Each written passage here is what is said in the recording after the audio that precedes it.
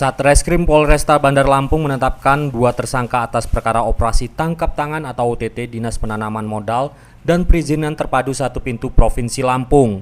Kapolresta Bandar Lampung, Kombes Pol Yan Budi Jaya mengatakan 2 orang tersebut ditetapkan sebagai tersangka atas dugaan tindak pidana korupsi penyalahgunaan wewenang oleh pegawai negeri sipil. Adapun 2 aparatur sipil negara yang menjadi tersangka dimaksud yakni Kepala Bidan Perizinan dan Non-Perizinan Nirwan Yustian 50 tahun dan seorang stafnya Edi Effendi. Sedangkan 1 orang lainnya berinisial D hanya ditetapkan sebagai saksi. Yan Budi menuturkan kegiatan OTT tersebut berawal dari informasi masyarakat yang akan melakukan pembuatan surat izin pengusahaan air bawah tanah atau SIPA di dinas yang beralamat di Jalan Dr. Warsitot nomor 2 Teluk Betung. Yan Budi mengungkapkan dalam OTT tersebut anggotanya turut menyita barang bukti berupa uang tunai 25 juta dalam pecahan 100.000, 5 unit ponsel, serta 1 berkas permohonan surat izin pengeboran atau SIP dan surat izin pemanfaatan air tanah.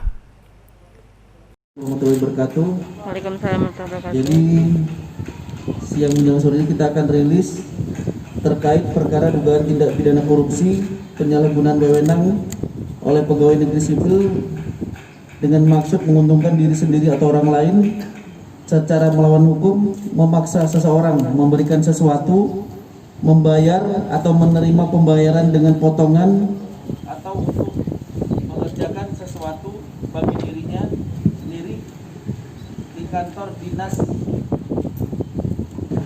Penanaman Modal dan Pelayanan Terpadu Satu Pintu Provinsi Lampung. Adapun kronologis kejadian dan penangkapan, jadi pada hari Selasa tanggal 29 September 2020, unit Tipikor Satreskrim Polresta Bandar Lampung mendapat informasi dari masyarakat yang akan melakukan pembuatan surat izin pengusahaan air bawah tanah atau SIPA di kantor Dinas Penanaman Modal dan Pelayanan Terpadu Satu Pintu Provinsi Lampung yang beralamat di Jalan Dr. Warsito nomor 2 Teluk Betung, di mana dalam pengurusan surat tersebut pelapor atau korban diminta atau dipaksa untuk memberikan sejumlah uang yang seharusnya dalam proses pengurusan surat izin tersebut tidak dipungut biaya atau gratis. Sehingga pada hari itu juga unit Tipikor melakukan penyelidikan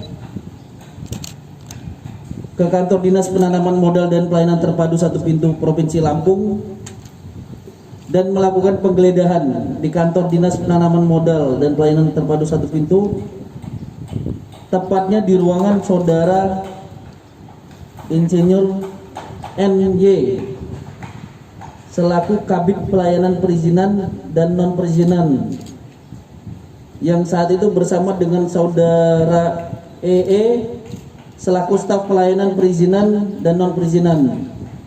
Kemudian dilakukan penggeledahan, ditemukan uang tunai sebesar 25 juta dalam pecahan uang 100.000 yang berada di saku celana sebelah kanan yang dipakai oleh saudara EE. Adapun barang bukti yang diamankan, uang tunai 25 juta pecahan 100.000, 5 unit handphone, 1 berkas permohonan surat izin pengeboran dan surat izin pemanfaatan air tanah atau SIPA, 4 rangkap surat izin SIP dan SIPA untuk 4 titik pengeboran PT Lautan Teduh Interniaga, kemudian 2 lembar tanda terima berkas permohonan izin PT Lautan Teduh Interniaga. Adapun identitas tersangka yang pertama NY bin AB, pegawai negeri sipil, alamat Jalan Imam Bonjol. Kemudian yang kedua EE bin H, pegawai negeri sipil, alamat Perumahan Taman Palapa Indah. Semuanya domisili di Bandar Lampung. Adapun potensi dampak kerugian akibat tindak pidana yang dilakukan, yaitu pertama menghambat pemasukan pajak daerah karena surat izin tidak dikeluarkan. Kemudian dalam situasi COVID, perekonomian negara sedang melemah, ditambah lagi dengan izin usaha yang dihambat oleh oknum pejabat yang memperburuk investor untuk berusaha. Kemudian yang ketiga, mengakibatkan kebiasaan buruk atau bad precedent dalam pengurusan perizinan yang harus menggunakan uang untuk mempercepat proses.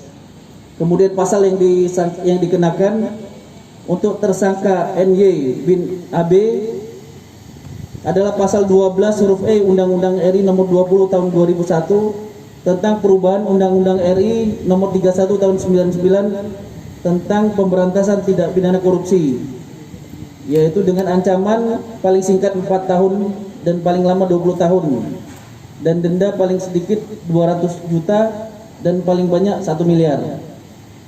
Untuk tersangka EE bin H, pasal yang diperkenakan adalah pasal 12 huruf E Undang-Undang RI 20 2001 tentang perubahan Undang-Undang RI 231 tahun 99 tentang pemberantasan tindak pidana korupsi, junto pasal 56 KUH pidana.